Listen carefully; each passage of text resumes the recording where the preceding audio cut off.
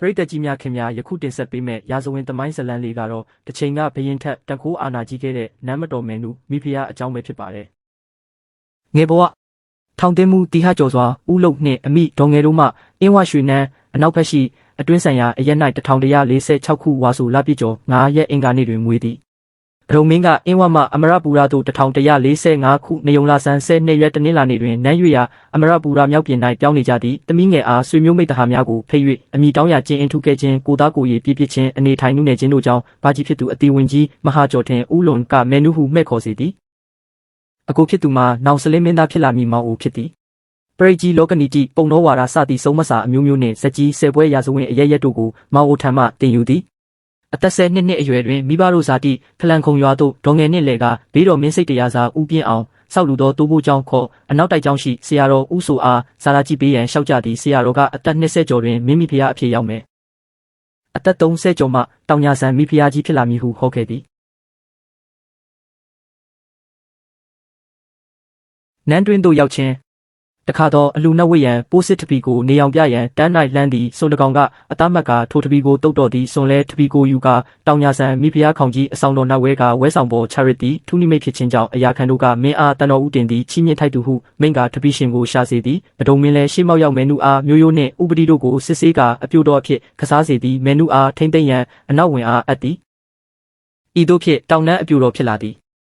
1180ပြည့်တကူလာပြည့်ကျော်9ရက်တွင်စကိုင်းမင်းသားမောင်မောင်စိန်အိရှိဆန်ရာရသည်ယင်းဤသောအပြိုတော်ခင်ဖြူစင်အားမဲနုနှင့်ဆက်လင်းကတိုးတီတိုင်ပင်သည်မဲဖြူစင်အကြံပေးသည့်အတိုင်းတဖြန့်ရေးပို့သည်ပထမလက်ဆွဆုချထားရာအကြောင်းတင်တယ်လို့တောင်နှန်းသို့သွား၍မဲဖြူစင်ကမဲနုအားနှင့်သည်အတန်တန်စဉ်းစားပြီးနောက်အကြီးတော်ထမ်းချင်းကပ်တောင်းယူပါဟုစကားပြန်လိုက်သည်မကြာမီပင်အိရှိမင်း၏ကောက်ယူခြင်းခံရသည်မိဖုရားအရာအဖြစ်ကောက်ယူခြင်းခံရတာလဲအိရှိမင်း၌မင်းသားဘဝကလက်ဆက်ပေးထားသောအိရှိမိဖုရားဆင်ဖြူရှင်မဲရှိနေပြီဖြစ်သည်ဆင်ဖြူရှင်မဲမှာညောင်ရမ်းမင်းသားစကြမင်းသားအားဖွားမြင်ပြီး9ရက်ကြာတွင်ကံကုန်သည်တို့ဖြင့်မဲနုမှာအိရှိမိဖုရားအရာရောက်လာသည်အိရှိမိဖုရားအတွက်ရွာလေးရွာမြင့်အစီ30ပဲ3000နှင့်စားတောင်မငါရွာအိတ်တီပွဲကင်းကုတို့ခွန်များကိုပဒုံမင်းကစားစေသည်မဲနုမှာမင်းမျိုးရိုးမဟုတ်၍အိရှိဆန်အားဗတောင်းထိတ်ခေါင်တင်နှင့်1189ခုနေုံလာဆန်း9ရက်တွင်ဘိုးတော်ကိုယ်တိုင်လက်ထပ်ပေးသည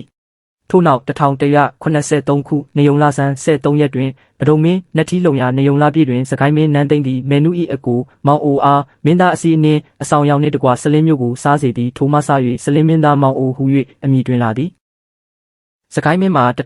1182ခုတဆောင်မုံလာပြည့်ကျော်2ရက်ဗုဒ္ဓဟူးနေ့၌ပတောက်မိဖုရားအားအရွယ်ငယ်လွန်းသည်ဟုအကြောင်းပြ၍အင်းရှိမိဖုရားမဲနုနှင့်သာစပယ်၍ထီဆောင်မင်္ဂလာဥကင်ဖွင့်သည်မိမိနာမတော်ကိုတီပဝရမဟာရာဇာတိရာဇာခံ၍မိဖုရားခေါင်ကြီးကိုတီပဝရမဟာရာစိနာယတနာဒေဝီပွဲခံစေသည်ဆလင်းမင်းသားကိုလည်းတတိုးတမရာဇာဖွဲ့ပေးသည်ဤသို့ဖြင့်နန်းမတော်မဲနုဟူ၍ဖြစ်လာသည်ရှေးမင်းအဆက်ဆက်ကမိဖုရားခေါင်တို့သည်မောင်တော်ဘရင်တနာသောလက်ဝိယတနာတို့ကိုသာဝေရသည်စကိုင်းမင်းနန်းတက်တော်အခါနန်းမတော်ကိုရွှေတိုက်တော်သိန်းအောက်ပါယတနာများထုတ်ပေးခဲ့သည်ပဒုံမင်းလက်ထက်တရုတ်ဥတီမင်းဆက်တော်ပလဲတရွရှစ်လုံးပါပလဲသွဲမစီမတိုင်ဗရရပူရမင်းဆက်တော်ယတနာရောင်စုံကျဲခါစီလက်ခဏောင်းမင်းဆက်တော်ယတနာစီချခရသည်လေကက်ကြောက်စီခါစီပလဲကုန်းများဝီစီတိုင်းဝေတာလီမင်းဆက်တော်စိန်သွဲချစိန်ကျိုး9ကုန်းစိန်ပရက်9ကုန်းစိန်ခရသည်လေဆွဲတကုန်းစိန်နာကက်ရန်စုံ30ရန်ပရမနာကက်တရန်စိန်စီရွှေချေချင်းတရန်နဂါးပုံရွှေချေချင်းတရန်စိန်တောင်းရုပ်ပါရွှေပြီးတချောင်းမြတောင်းရုပ်ပါစိန်ပရက်တကုံဒဝဲမြို့ဝင်ရွှေတောင်နန္ဒသူအင်းဝါတို့အခါစားရောက်တော့နန်းမတော်ကိုမေကေတာအကလျာအာရိုဒက်ဆိုင်မှာနားပန်ကိုဆက်သက်သည်နန်းမတော်ကထိုနားပန်ကိုနှစ်မျက်လုံး၍စာဆိုတော်တို့ဦးဘုံဦးဤလူဦးမင်းဖိုးသူတော်ဦးမင်းဦးအေးအားစာချိုးเสียရာစာဆက်ကောင်းလာသဖြင့်ထောင်ထုတ်တထုပ်စီချီးမြှင့်ဖူးသည်1189ခုကစုံလာပြည့်ကျော်14ရက်တွင်တောင်ငူမြို့ကိုရသည်သမီးယတနာပလိုင်းမင်းသားအားဖွားဘူးတော်လဲအသက်6နှစ်အရွယ်တွင်ကြောက်ယောဂဖြင့်ကွယ်လွန်ခဲ့သည်ထိုနောက်အသက်38နှစ်အရွယ်1183ခုတဆောင်မုံလာပြည့်ကျော်73ရက်ကြာသပတေးနေ့တွင်မနောဟယတိဖြူအောက်ဝဲမဲတဲကိုထပ်မံမွေးဖွားသည်နတ်တော်လာဆန်း9ရက်ကြာသပတေးနေ့တွင်သမီးတော်အားမြတ်ပုခတ်တင်တော်မူသည်ခမဲတော်ကသမီးကိုတိရိတိလောကမြတ်စွာပွဲပေးသည်ထိုသမီးကို1189ခုကစုံလာပြည့်ကျော်တရက်1829မီတာတွင်ပန်းတောင်မြို့တလဲတန်းလေယတနာကနာပရမများစိန်များစီရွှေသားနန်းဆွဲကွန်းအုပ်နှင့်ကျမိမ4ယောက်တနာသည်1195ခုတဘိုးတွဲရောက်သောနားထွင်းမင်္ဂလာပြုပေးပြီးမဟာရတနာဒေဝီပွဲချီးမြှင့်သည်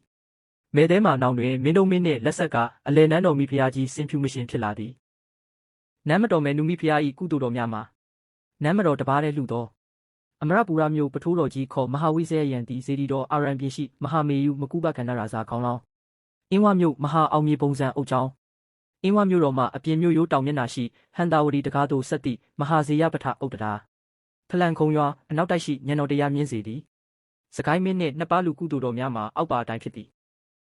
မင်းကုန်းပထိုးတော်ကြီးမြောက်ဖက်စင်ဖြူတက်စိတ်ရှိတောင်စဉ်ခုနှစ်ထပ်အာလိန်9ဆင့်ခန့်လိုင်မုတ်ဆောင်းနှင့်ရှင်ဖြူဖျား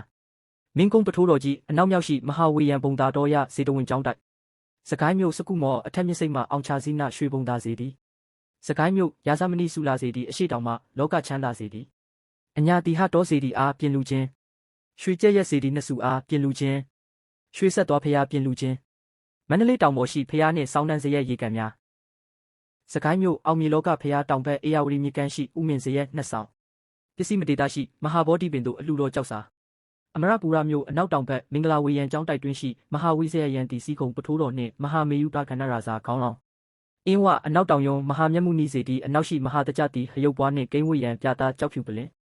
အင်းဝမြို့ရွှေစည်းခုံဖျားအနီးဘုံကျော်မဟာအောင်မြေဘုံသာကျောင်းနှင့်တတိုင်းမဟာရန်ကျောင်းဦးပြတတ်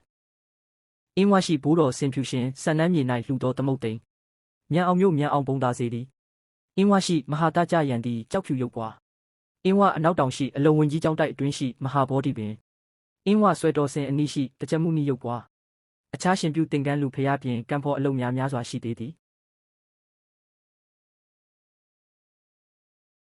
နမ်းမတော်မဲနုမိဖျားဤဘဝနီကုံနေဝင်ချင်း1196ခုကစုံလပြည့်ကျော်12ရက်1839ဧပြီ30တွင်နှစ်ပါးသဘောညီပြီးနန်းကိုတာယာဝတီမင်းအားလွှဲကာစကိုင်းမင်းနန်းဆင်း၍မဟာတကြသည်ဟဖျားအနီး၌ဆန်နန်းနှင့်နေသည်1200တခုတပေါင်းလပြည့်ကျော်10ရက်1840မှ29တွင်ရွှေသားဘုံမင်းသားခဝင်းငယ်ဘိုခန်းကျော်ဘိုးရွှေမောင်တို့ဦးစီးသောလူ1500သည်မတ်တရတလွား၌ပုံစားသည့်တာယာဝတီမင်းလိုက်လံနှိမ်နှင်းရာတီဘောမျိုးဆက်၌ငဝင်းငယ်ငရွှေထွေးငထွန်းလာငဤငရွှေပြားငတာဤ